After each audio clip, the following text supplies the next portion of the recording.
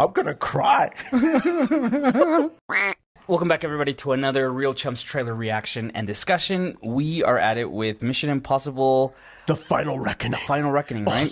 I'm so glad the previous one was Dead Reckoning. Yeah, and this is Final Reckoning. A Interesting. name change, as we know. Yeah. Because it was part one, part then two. they took away the part one. Which, you know what? I'm glad.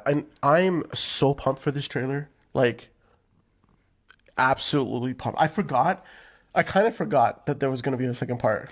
Dude, this is, I think a couple weeks ago I was reading that, like, the budget on this is just like, oh, dude, astronomical, right? Which was the issue with Dead Reckoning, because it was going through reshoots during COVID, and they kept the production open. Yep. And that's why, but anyway. But here's the thing, okay? We went and saw that movie in theaters. Yeah, we had a good time. And it was such a great time. Yeah, it was a great time. Super satisfying. And this movie is going to, it's like the quote-unquote the closing. Do you think he's going to die? Oh, let's watch the trailer and then discuss it. Look, like and subscribe, because we have a weekly podcast. We do trailer reactions and much more, so you don't want to miss anything. So do that, and let's watch this.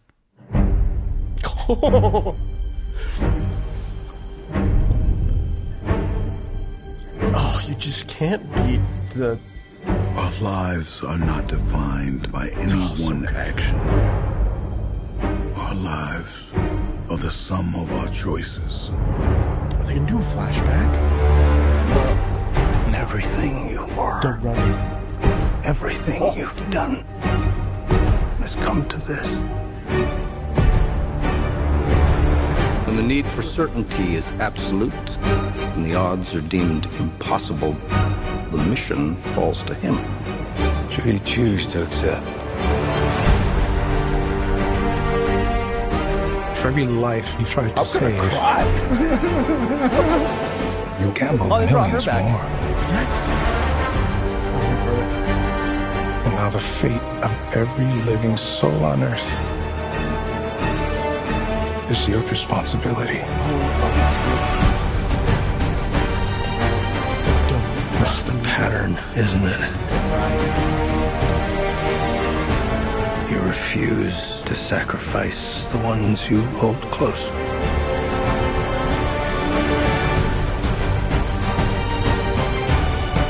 Wait. Who kisses him? Yeah, who was that?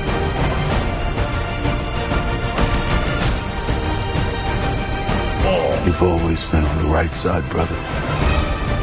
I have no regrets. Neither should you.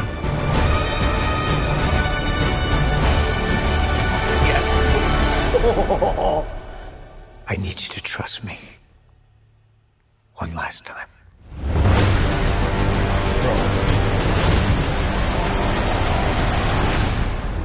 May. This is the trailer. We just, if you haven't checked it out, check out our reaction to Captain America: Brave New World. Yeah. Okay, what was that garbage? Okay, this is a trailer. They tease enough, because it's a teaser trailer. They tease enough. They give us some great set pieces, some action. You don't explain the plot. You don't spoil some big reveal. Right. They're not going to, and these guys are not going to do any sort of reveal, right? No. Like, someone commented in the last video, shout out to you, I can't remember your name, but you were like, they're revealing because there's something else, and if there's not, then I'm going to be sad. And I'm like, I'm telling you right now, Brave New World is not going to have something bigger than freaking, it's going to have really great fight scenes, but even, it's just going to, it's, this movie, this trailer, so, and I'm sorry I'm bringing up Brave New World, I just, like, it's on top of mind, especially because we just released it, we're watching this one now. I didn't know we were getting this trailer. No, I didn't know. And so I've been like, we'll eventually get it. And like the fact that it was released today, I'm just like so pumped. In fact, I walked past Walmart and had, there's 7 films. How many films are there In this? in this series? I think 6 out. This is no. We have the 3. Then we have the J.J. Abrams. No, J.J. Abrams was 3. I think this is 7 or 8. So they had this, because I've got all of them, but they had a 6-movie DVD set, and I was like, man, I can't wait for that, for the next part. One. And you know what I think I love about this is, one, so much is happening in this trailer, but it's we don't feel that.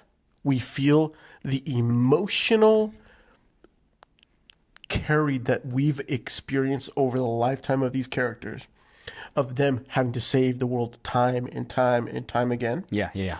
And then the additional baggage of like saying you're being disavowed, and like the pressure, and like there was a lot to be like unknown. Like they shouldn't have any back. Like they've lost their backing.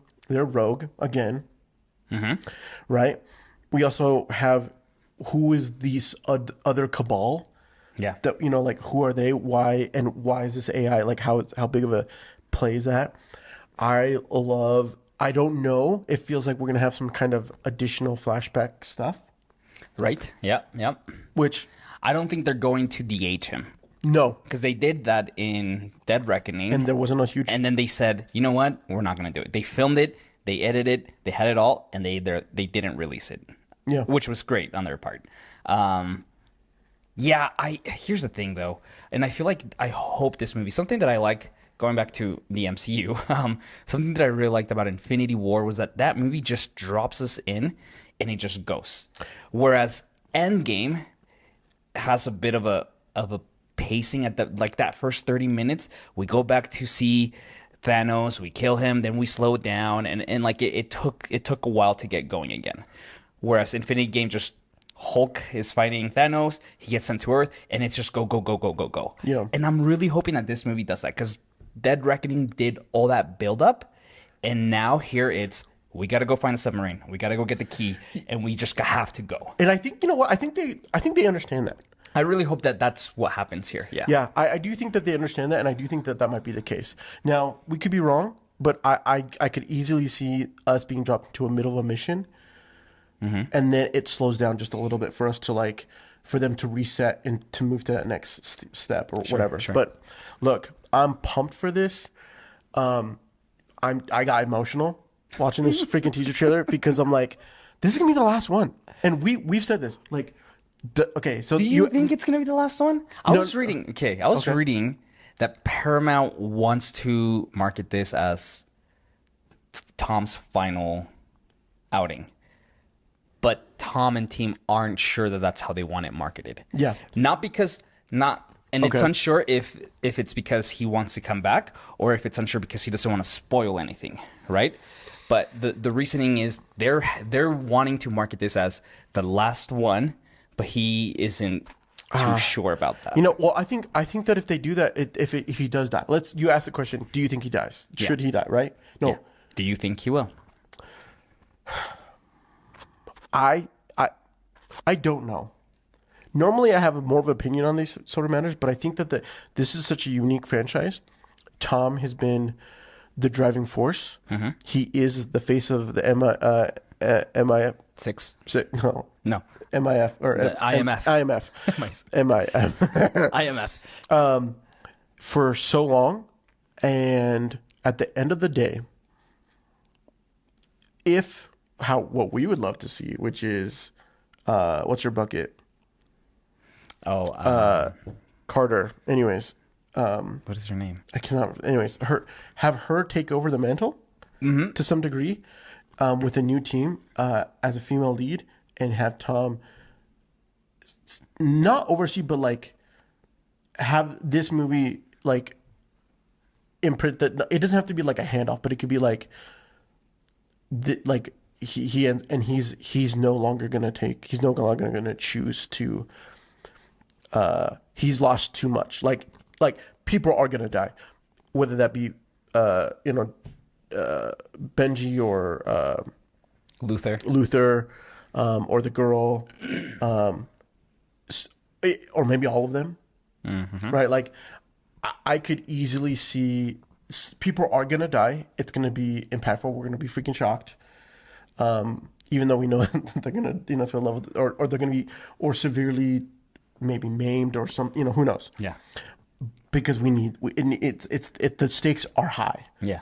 Right, and so there's that. Whether he dies or not, I'm torn. I think that I don't think I want him to die, and I think I want only for the reason that like I would love to have him actually not show up for like, let's say they pass the mantle to somebody or to the, what's her bucket, and she goes Haley Atwell. Haley Atwell, thank you. So it comes to Haley Atwell. She takes the mantle for 3 movies, and then he comes back, or maybe whatever, and Tom is wearing a white wig because he's still looking way too young to be too old. Nah, dude, he's got to be dyeing that hair. Look, I would love for Haley Atwell to just really take this franchise. I would love that so much. It would really be really good.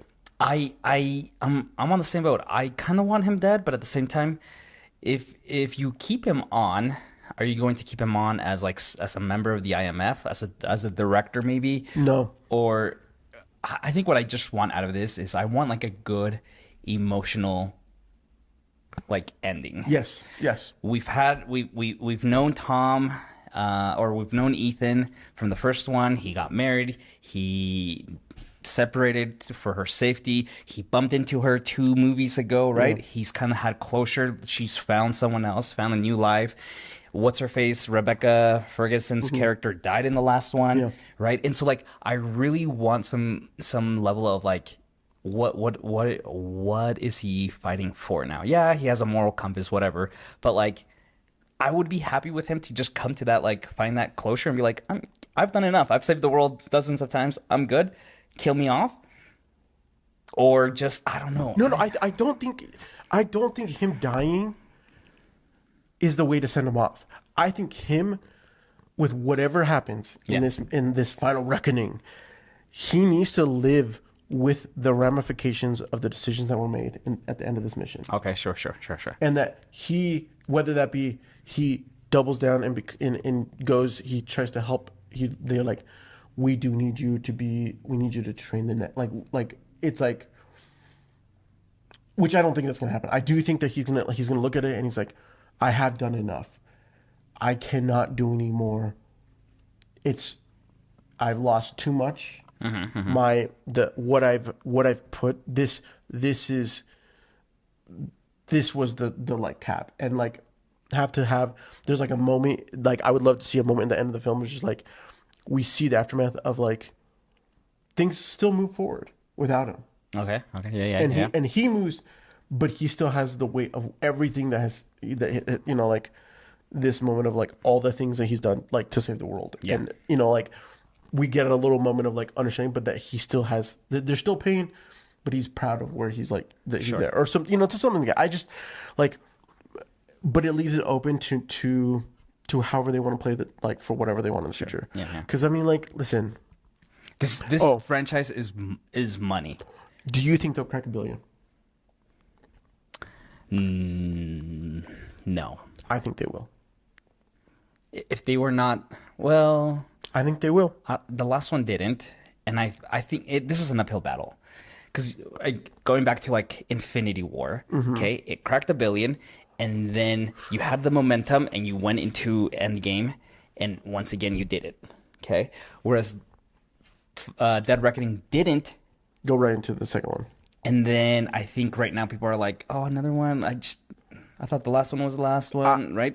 And so I think it has an uphill battle. I'd be surprised if it hits $1 billion. I think it'll do it.